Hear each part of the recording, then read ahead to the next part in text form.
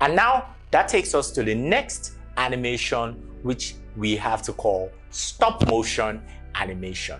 Now, stop motion animation is a stylized technique. It's used to describe animation created by physically manipulating real-world objects and photographing them one frame of a film at a time to create the illusion of movement. Now, let me give you a typical example of a stop motion animation. Now, stop motion animation, puppeteers to use stop motion animation, meaning that for each second, you actually, if you have like a puppet and you want the puppet to walk down this table, that means what you do is the first frame, you probably do the contact pose, maybe 1 foot in front, the next feet at the back, one hand in front, the next.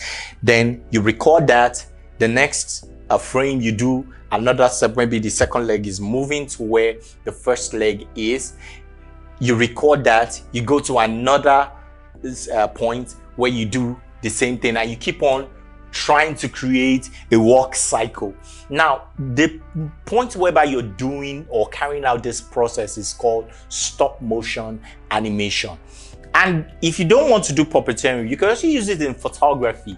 Like, for example, if you set your camera in a live action mode and you program your camera to shoot 24 pictures at once, which is possible on a camera, then you ask your character to jump up. In the process whereby the character jumps, and when the character lands, the camera captures the whole process of the character jumping and the character landing. Now, if it takes 24 frames for the character to go up and down, the camera will therefore capture that movement for that process where it goes up and down. And that's one way you could also do stop motion animation. Now we're going to go to the next one. And this is actually, I've talked about this particular technique earlier on. And this particular technique is something that you see every day, but you just don't know that that is animation. It's called live action animation. Now, I'll be like, what's live action animation? Well, let me read it to you. Live action animation is a technique combining hand-drawing characters into live action shots or live action actors into animated shots. One of the earlier uses was in the Coco, the clown, when Coco was drawn over live action footage. It's quite simple what we are saying. Live action animation comes to a point whereby you get a character to act out a certain behavior of a animated character. You get the actor to actually play the way the character is supposed to behave.